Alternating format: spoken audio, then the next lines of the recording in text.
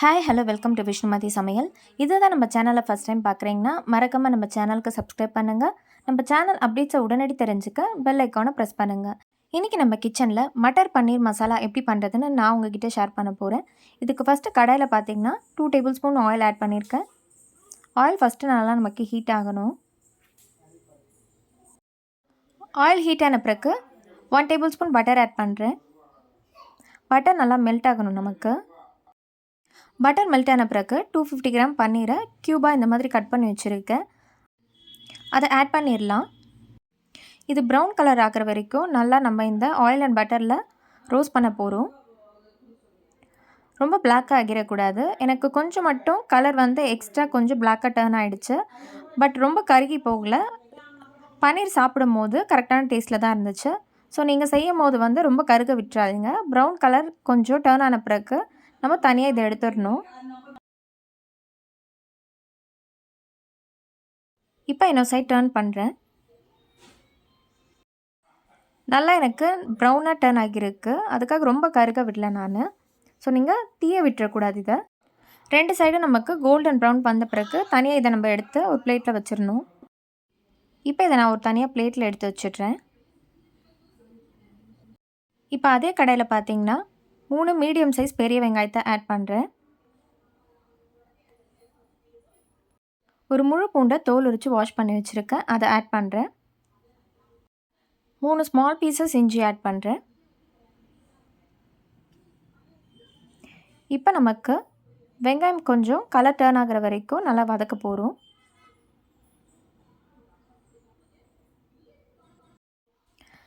வெங்காயம் இந்த அளவுக்கு நமக்கு கலர் வந்த பிறகு 3 மீடியம் சைஸ் பெரிய தக்காளியை கட் பண்ணி வச்சுருக்கேன். அதை ஆட் பண்ணுறேன்.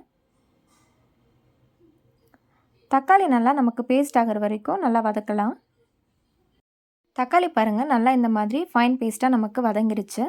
இப்போ இதை நல்லா நம்ம ஆற வச்சிட்ட பிறகு மிக்ஸி ஜாரில் போட்டு நல்லா ஃபைன் பேஸ்ட்டாக அரைச்சி எடுத்துக்கணும். இப்போ அடுத்ததாக பார்த்திங்கன்னா கடாய் ஃபஸ்ட்டு நல்லா ஹீட் ஆன பிறகு ஆயில் ஆட் பண்ண போகிறோம். வதக்கின வெங்காயம் தக்காளி இஞ்சி பூண்டை நல்லா ஃபைன் பேஸ்ட்டாக அரைச்சி எடுத்துட்டேன். இப்போ கடாயில் பார்த்தீங்கன்னா 3 டேபிள் ஸ்பூன் ஆயில் ஆட் பண்ணுறேன். ஆயில் நல்லா ஹீட் ஆன பிறகு இந்த மாதிரி சின்ன பீஸ் பட்டை,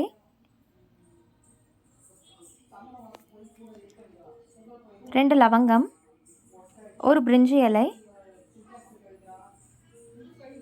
2 காஞ்ச மிளகாய், ஒரு ஏலக்காய் ஆட் பண்ணுறேன். 1 டீஸ்பூன் சீரகம். இதெல்லாம் நமக்கு எண்ணெயில் நல்லா பொரியணும். ஆட் பண்ண ஸ்பைசஸ்லாம் நல்லா பொரிஞ்ச பிறகு 1/2 டீஸ்பூன் மஞ்சள் தூள் ஆட் பண்ணுறேன். மசாலா இன்க்ரீடியன்ஸ்லாம் ஆட் பண்ணும்போது gas full and full low ஃப்ளேமில் வச்சுருங்க, இல்லைனா நமக்கு கருகி போயிடும். அடுத்தது அதில் 1 teaspoon Kashmiri red chilli powder add பண்ணுறேன். ஸோ உங்களுக்கு ஸ்பைசினஸ்க்கு தேவையான அளவு நீங்கள் ஆட் பண்ணிக்கோங்க. 1 டீஸ்பூன் தனியாத்தூள். ஃபர்ஸ்ட் இதை நல்லா மிக்ஸ் பண்ணிடுறேன். நெக்ஸ்ட் இதில் 1/2 டீஸ்பூன் சீரகத்தூள் ஆட் பண்ணுறேன். ஆட் பண்ணிவிட்டு நல்லா மிக்ஸ் பண்ணிடலாம். இப்போ இதில் நம்ம அரைச்சி வச்ச பேஸ்ட் ஆட் பண்ணிடலாம். பேஸ்ட் ஆட் பண்ணிவிட்டு நல்லா மிக்ஸ் பண்ணணும். 5 மினிட்ஸ்க்கு இந்த பேஸ்ட் எண்ணெயிலே நல்லா நம்ம வதக்கணும். வதக்கின பிறகு நெக்ஸ்ட் இதில் தண்ணி ஆட் பண்ணுறேன். 300 mlக்கு தண்ணி ஆட் பண்ணுறேன். இதில் தேவையான அளவு சால்ட் ஆட் பண்ணிக்கலாம். சால்ட் ஆட் பண்ணிவிட்டு நல்லா மிக்ஸ் பண்ணிடணும். இப்போ மூடி போட்டு க்ளோஸ் பண்ணி மசாலா இன்க்ரீடியன்ஸோடைய ரா ஸ்மெல்லாம் போயிட்டு கொஞ்சம் திக்காகிற வரைக்கும் நல்லா இதை நம்ம குக் பண்ணணும்.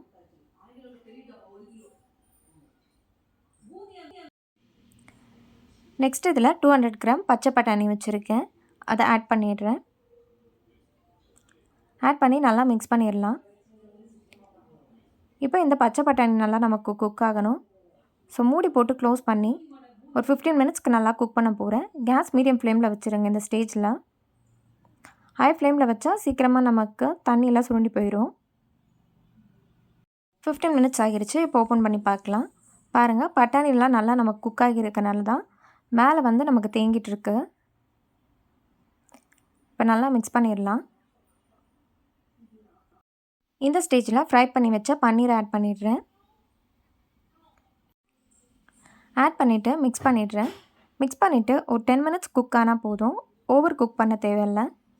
ஆல்ரெடி ஏன்னா நம்ம இதை ஆயிலில் ஃப்ரை பண்ணி எடுத்துருக்கோம்.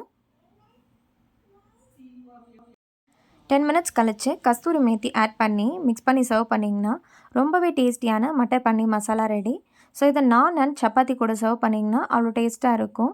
ஸோ கண்டிப்பாக நான் ஷேர் பண்ண ப்ரொசீஜரில் நீங்களும் உங்கள் வீட்டில் ட்ரை பண்ணி பாருங்கள். ட்ரை பண்ணி பார்த்துட்டு எப்படி வந்ததுன்னு மறக்காமல் கமெண்ட் செக்ஷனில் ஷேர் பண்ணுங்கள். Like, share, subscribe and keep supporting to Vishnumathi சமையல். தேங்க்ஸ் ஃபார் வாட்சிங் திஸ் வீடியோ ஃப்ரெண்ட்ஸ்.